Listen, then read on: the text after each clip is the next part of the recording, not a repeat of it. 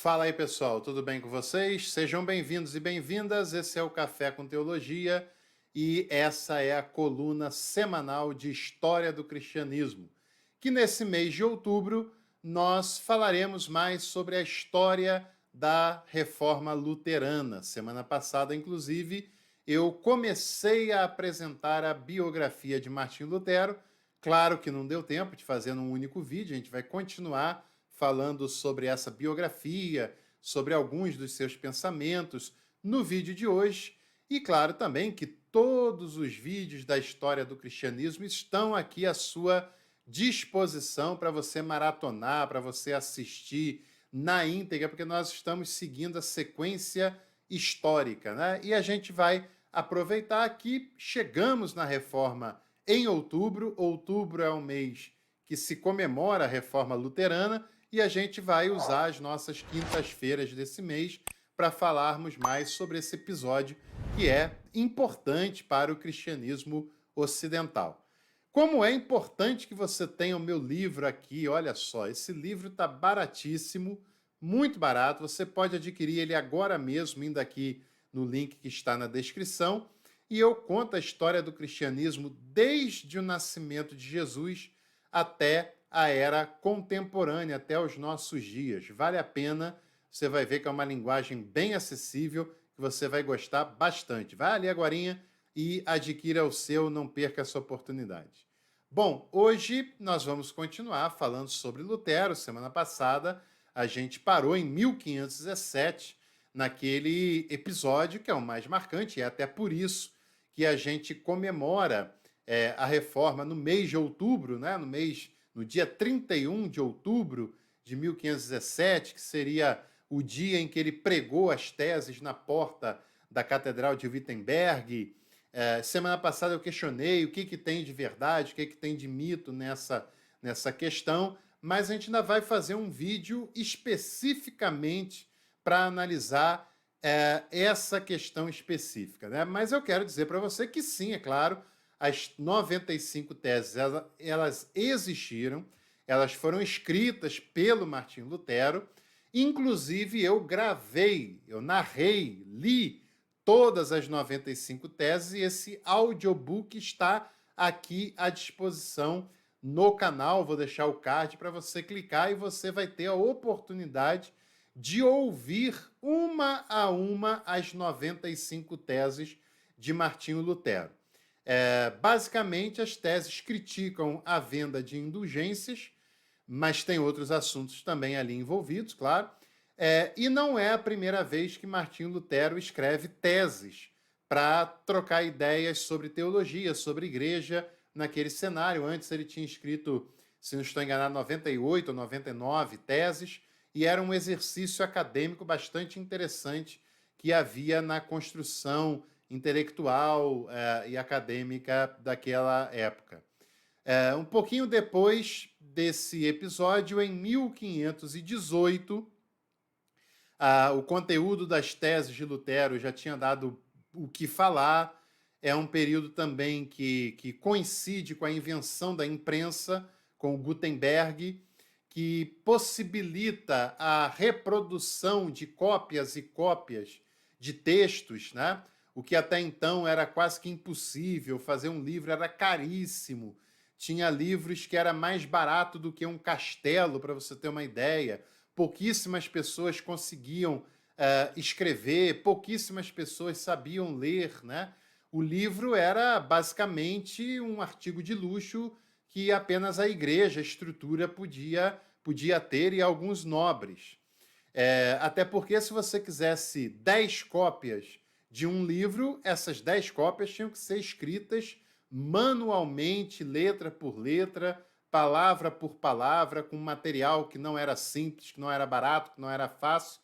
E agora, com a invenção da imprensa, você faz uma forma e essa forma pode reproduzir vários textos, né, de uma maneira muito mais rápida, barata, e assim as teses de Lutero foram reproduzidas e foram se popularizando também e gerando bastante polêmica, porque elas eram muito questionadoras, elas eram muito protestantes, embora o termo não venha daí, mas de fato elas eram muito revolucionárias para aquele cenário. Em 1518, por conta disso, Martim Lutero é convocado para sua primeira dieta, que era uma espécie de sabatina com os órgãos oficiais da igreja. Essa primeira dieta foi a dieta de Augsburg. E também o Lutero ele é questionado do que ele fala, e ele diz que ele se retrataria se ele fosse convencido pelas escrituras de que o seu conteúdo estava equivocado. Ele também publica o texto Cativeiro Babilônico da igreja, no qual ele analisa o sistema sacramental da igreja e ele pensa no fundamento bíblico para apenas dois sacramentos, o batismo e a Eucaristia.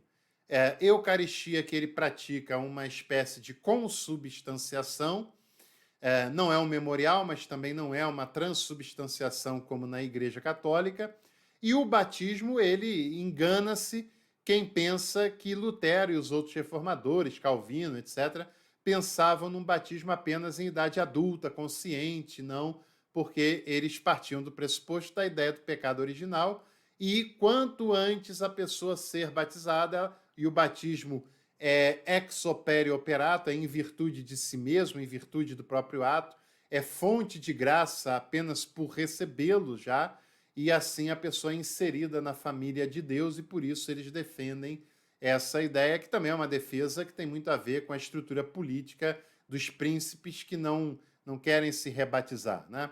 Apenas os anabatistas defendem a ideia do batismo em idade adulta, em idade consciente. Não é uma pauta de Lutero, não é uma pauta da maioria dos outros reformadores. Em 1520, nós temos uma data extremamente importante, que é a bula papal Exsurge Domini, do Papa Leão X. Bula é diferente de uma encíclica. Encíclica é uma orientação, bula é uma ordem, que se a pessoa não obedecer, ela será punida. E Lutero recebe uma bula papal de Leão X, a Exsurge Domini, na qual, para a gente resumir essa conversa, o Papa dá para Lutero o prazo de 60 dias para ele se retratar das heresias que ele estava ensinando. Caso contrário, ele seria punido pela igreja. E o Lutero não se retrata. No ano seguinte, 1521, talvez essa sim seja a data que marca o rompimento, né? Que marca a Revolução Luterana, a Reforma Luterana, né? Embora o Lutero, até o final da vida, ele se via como um católico que apenas tinha casado, que apenas tinha questionado alguns sacramentos.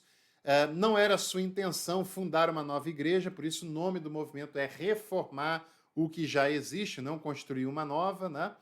Mas 1521 nós temos um episódio que é simbólico e que marca demais o rompimento entre Lutero e a instituição católica.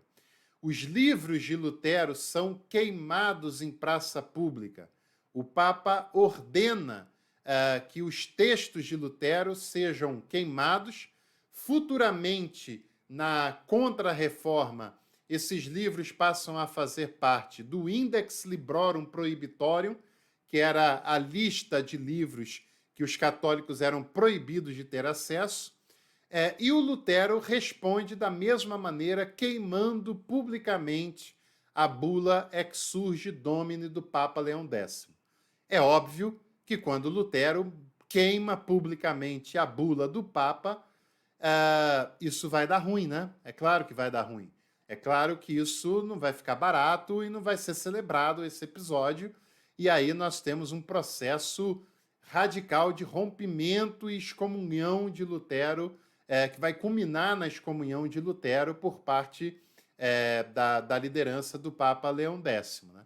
Em 1522, Lutero é chamado para mais uma dieta. E aí já está correndo riscos sérios, porque rompeu com a igreja, o Papa ficou furioso que ele queimou a bula papal, o Papa já quer botá-lo para fora mesmo, e ele é convocado pelo imperador Carlos V, que é uma pessoa extremamente próxima do Papa, da igreja, né? e o convoca para a dieta na cidade de Worms. E Lutero ele é raptado pelos seus amigos em caminho para Worms, porque os amigos já preveem que ele poderia ser preso, poderia ser trancafiado e ele poderia até ser executado. E para impedir que isso acontecesse, fosse executado por ordem papal, por ordem do imperador, que seria até o mais provável, os amigos raptam Martim Lutero e o levam para o castelo de Wartburg, que é uma cidadezinha próxima a Wittenberg, onde ele passa grande parte da sua vida adulta. O Lutero é trancafiado lá nesse castelo em 1522, fica lá algum tempo até a poeira baixar, o couro está pegando firme ali, ele tem a possibilidade de um problemão. Só não dá pior para o Lutero, porque tem um príncipe na Saxônia que decide protegê-lo, que decide patrociná-lo, e as estruturas precisam também do apoio desse príncipe, porque ele é um eleitor, né? Ele tem voz ativa na escolha do imperador do Santo Império. Senão, Lutero teria se dado ainda pior do que ele se deu. E nesse período em que ele está no castelo de Wartburg, ele traduz o Novo Testamento do grego do latim para o alemão, né? E esse texto passa a ser usado pelos luteranos e é bastante importante naquela sociedade. E os países onde a reforma vai se dar vão traduzir os catecismos, os inários, os novos testamentos para os idiomas locais, né? Tradução em vernáculo. Não apenas para que o povo tivesse contato, isso é uma leitura um pouco ufanista, um pouco romântica. O povo, na verdade, nem sabia ler, nem sabia escrever, estava por fora desse processo, mas era uma tentativa de nacionalizar a cultura desses países onde a reforma ela ia acontecendo, porque a igreja era católica, era universalizante, e a reforma era um movimento nacionalista, né? Um movimento que procura nacionalizar a igreja, seus territórios, sua liturgia, ser independente de Roma, e também as coroas veem nesse movimento um movimento interessante para nacionalizar também a política, a autoridade, e por aí vai.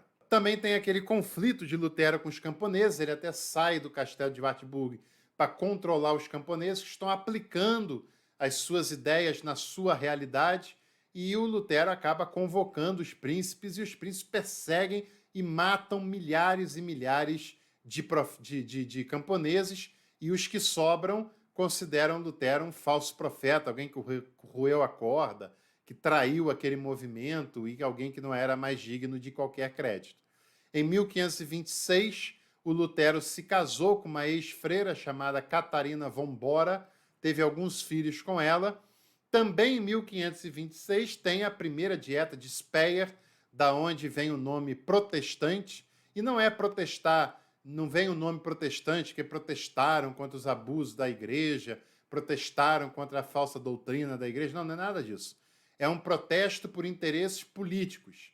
Na primeira dieta de Speyer, os católicos não estão, e eles fazem um estabelecimento de que os príncipes têm liberdade para escolher a fé que eles querem, seja católica, seja luterana, sem perder os territórios. Na segunda dieta com os católicos, essa questão é derrubada e é estabelecido que, se quiser se converter ao luteranismo, fique à vontade, mas as terras são católicas, entregue as terras e vai embora. E eles escrevem um protesto contra essa decisão, e daí que vem o nome de protestante. E em 1530 a gente também tem um dado bastante interessante, que é a Confissão de Fé de Augsburg, produzida principalmente pelo amigo de Lutero, companheiro de Lutero, que foi o Philippe Melanchthon, alguém extremamente importante, um pensador bastante profundo, que lida com essas questões teológicas para o movimento da Reforma. E, por fim, em 1546, Martim Lutero veio a falecer, né? Morre em 1546, deixou filhos, teve, se não me engano, 6 filhos, se casou com a Catarina von Bora, e o movimento liderado por ele representa ainda hoje, claro, uma tradição teológica, religiosa bastante importante do cristianismo ocidental. E se você quiser mais uma dica de leitura, essa biografia de Lutero, do Martin Dreyer, que é um teólogo luterano brasileiro, né, de Luder a Lutero, da editora Sinodal, é uma leitura muito legal que vai ajudar você a compreender bem mais a vida e a obra de Martinho Lutero. Se você gostou desse vídeo, não se esqueça aí do like, claro, e não perca, porque em breve a gente se encontra com mais conteúdos por aqui. Até lá!